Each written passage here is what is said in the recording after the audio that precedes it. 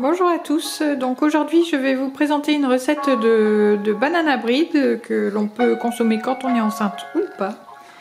Donc pour ça il va vous falloir 3 bananes bien mûres, 2 œufs, 50 g de farine de riz ou de farine de blé, 40 g de farine de châtaigne ou farine de blé, 60 g de poudre d'amande. Pardon, j'ai oublié les 50 g de fécule de maïs ou de farine de blé. Donc 60 g de poudre d'amande, 6 g de poudre à lever sans gluten, 3 cuillères à soupe de compote et 150 g de pépites de chocolat. Je vous mets tous les ingrédients dans la barre d'infos en dessous de la vidéo. On va commencer par écraser les bananes, donc c'est pour ça qu'il faut qu'elles soient bien mûres parce que c'est beaucoup plus facile à écraser quand elles sont bien mûres que quand elles sont encore vertes.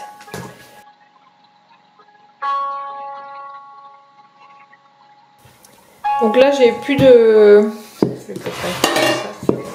robot, sinon je mettrais tous les ingrédients dans le robot et je m'embêterais pas trop. Mais bon, comme là j'ai plus de robot, bah, je suis obligée de tout faire à la main.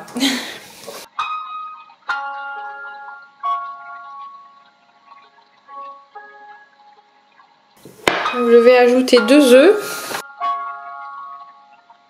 Alors les coquilles d'œufs, je les jette pas dans le compost, je les garde et je les mets dans le jardin autour des plantes. Il paraît que ça éloigne les limaces. Donc comme j'utilise beaucoup d'œufs, autant joindre l'utile à l'agréable, on va dire. Donc ensuite il faut 3 cuillères à soupe de compote. C'est de la compote pomme-poire que j'ai faite, mais je pense que ça ira. Là on va déjà mélanger un petit peu. Ça j'en profite en même temps pour finir d'écraser les bananes. Donc ensuite je vais ajouter les farines. Donc on avait dit 50 g de farine de blé, 40 g de farine de châtaigne et 50 g de fécule de maïs. On va ajouter la poudre d'amande. Donc là c'est 60 g. Et la levure.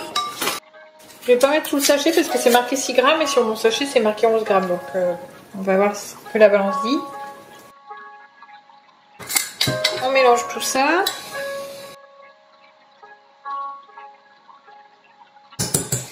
Alors c'est l'inconvénient quand on n'a pas de robot, c'est que forcément c'est plus long à mélanger et surtout il y aura plus de vaisselle à la fin. Donc voilà, là je vais ajouter les 150 g de pépites de chocolat. Bon, il y aura tout, il en manque un peu mais c'est pas grave. Et on remélange. Ensuite je vais huiler le moule et je le vais fariner avant de le mettre la pâte.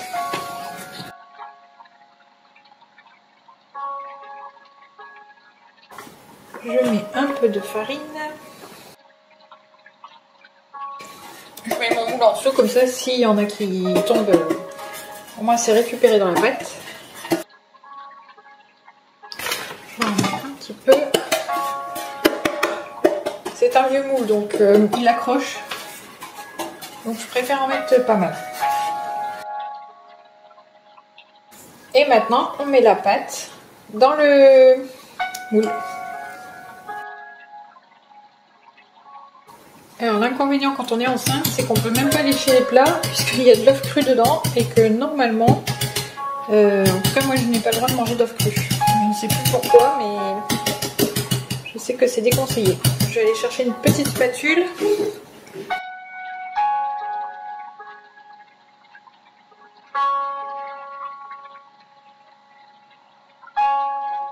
Donc voilà, je vais mettre mon banana bread au four pendant à peu près 3/4 d'heure à 180 degrés.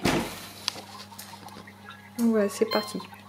Voilà, moi je programme toujours hein, parce que au moins j'oublie pas. Bon, allez, vapeur 49. Hop. Et voilà, le banana bread est cuit. Alors vous pouvez le découper en tranches et le congeler au congélateur.